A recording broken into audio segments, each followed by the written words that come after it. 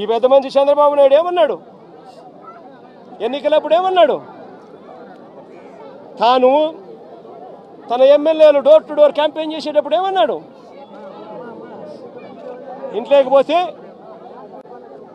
రైతన్న కండువా వేసుకొని ఇంట్లో నుంచి బయటకు వస్తా ఉంటే ఏమన్నాడు? చంద్రన్న వస్తాడు 20,000 ఇస్తాడు. జగన్ అయితే 13,500 కదా, 20,000 ఇస్తాడు. అదే చిన్న చిన్న పిల్లలు కనపడితే ఏమనేవాడు? అదే ఇంట్లో చిన్న చిన్న పిల్లలు కనపడితే ఏమనేవాడు? నీకు 15,000. చిట్టి తల్లి ఇట్రామ్మా, ఇట్రా తల్లి, ఇటు ఇటు ఇటు ఇటు ఇటు ఇటు దగ్గరకు వచ్చి దగ్గరకు వచ్చి దగ్గరకు వచ్చాయి దగ్గరకు వచ్చి దగ్గరకు వచ్చి దగ్గరకు వచ్చాయి ఇటు ఇటు ఇటు ఇటు ఇటు నీకు 15,000. ఇదిగో నీ తమ్ముడికి నీకు 15,000. అదిగో నీ తమ్ముడికి ఇంకో తమ్ముడి దగ్గరకు వచ్చినా నీకు కూడా 15,000. నీకు ఇంకో పాప నీకు కూడా 15,000. సంతోషమా అని చంద్రబాబు అనేవాడు.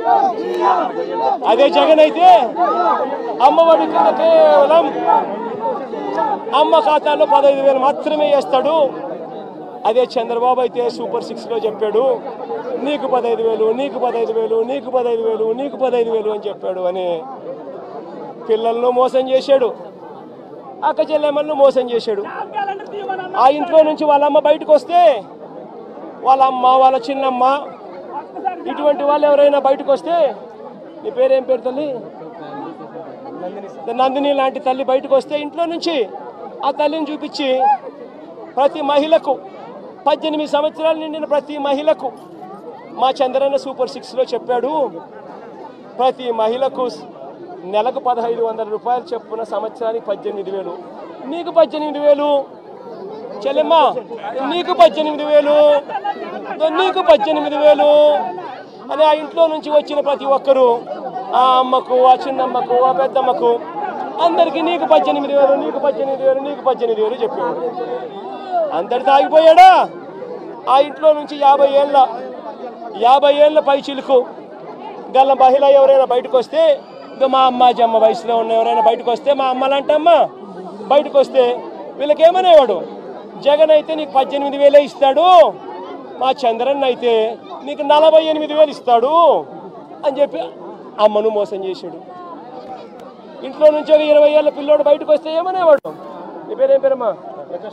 ప్రకాష్. ఇట్లా ఇంట్లో నుంచి బయటకు వస్తే ఏమనేవాడు? ప్రకాష్ నీకు నెలకు 3,000, నీకు సంవత్సరానికి 36,000 నిరుద్యోగ భృతి నీకు ఇస్తాను. నేను అడుగుతా ఉన్నానయ్యా, ఎన్నికలు అయిపోయి 4 నెలలు అయిపోయింది. ప్రజలందరూ ఎదురు చూస్తూ ఉన్నారు. పిల్లలు బడులకు కూడా పోవడం మొదలుపెట్టాడు. బడులకు పోతా ఉన్నారు పిల్లలు. బడి పోయింది, ఇంతకుముందు వచ్చే అమ్మఒడి పోయింది. వ్యవసాయం చేస్తూ ఉన్న రైతులు ఉన్నారు, ఇంతకుముందు వచ్చే రైతు భరోసా సొమ్ము పోయింది. ఇంతకుముందు చేయూత వచ్చేది, చేయూత పోయింది. 0 వడ్డీ పోయింది. ఆసరా ఇంతకుముందు జగన్ కరికరంతో అది కూడా మంచి చేశాడు. దాని గురించి అట్టాగా ఊసేయలేదు. నేను అడుగుతా ఉన్నా, ఇంత అన్యాయంగా ఒకవైపున అందరినీ మోసం చేస్తూ, మరోవైపున వాళ్ళ స్కూళ్ళకు వెళ్ళేటప్పుడు వాళ్ళ స్కూళ్ళల్లో వాళ్ళు తినే వాళ్ళ గోరుముద్ద ఈరోజు నిర్వీర్యం అయిపోయింది. ఈరోజు గోరుముద్ద కోసం మంచి తిండి లేక పిల్లలు ఈరోజు హాస్పిటలైజ్ అవుతున్నారు, స్ట్రైకులు చేస్తూ ఉన్నారు. గోరుముద్ద ఈ పిల్లలది గాలికి ఎగిరిపోయింది. ఈ పిల్లలకు సంబంధించిన నాడు నేడు ఆగిపోయింది. ఈ పిల్లలకు ఇంగ్లీష్ మీడియం చెప్పే టోఫుల్ క్లాసులు, 3వ తరగతి నుంచి చెప్పే టోఫుల్ క్లాసులు ఆపేశారు. ఈ పిల్లలకు తల్లులకు ఇవ్వాల్సిన అమ్మఒడి పూర్తిగా ఎగిరిపోయింది. వైద్యం చూసి మార్చిలో ఎన్నికల కోడ్ వచ్చేసింది, అంతే. జనవరి నుంచి ఇప్పటిదాకా 2,000 కోట్ల పైచిలకు ఆరోగ్యశ్రీ బిల్లులు పెండింగ్. ఆరోగ్య ఆసరా ఊసేలేదు. 104, 108కి సంబంధించిన జీతాలు చంద్రబాబు ముఖ్యమంత్రి అయిన తర్వాత వాళ్ళకు జీతాలు రాలా. నీ పేరేం పేరు?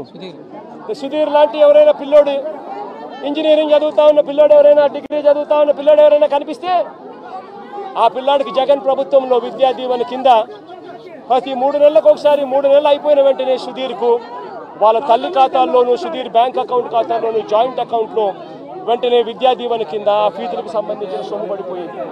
ఈరోజు ఏమైతా ఉంది? జనవరి, ఫిబ్రవరి, మార్చికి సంబంధించిన క్వార్టర్కి సంబంధించి విద్యా దీవెన ఎగిరిపోయింది. ఏప్రిల్, మే, జూన్కు సంబంధించిన క్వార్టర్కి సంబంధించి విద్యా దీవెన ఎగిరిపోయింది.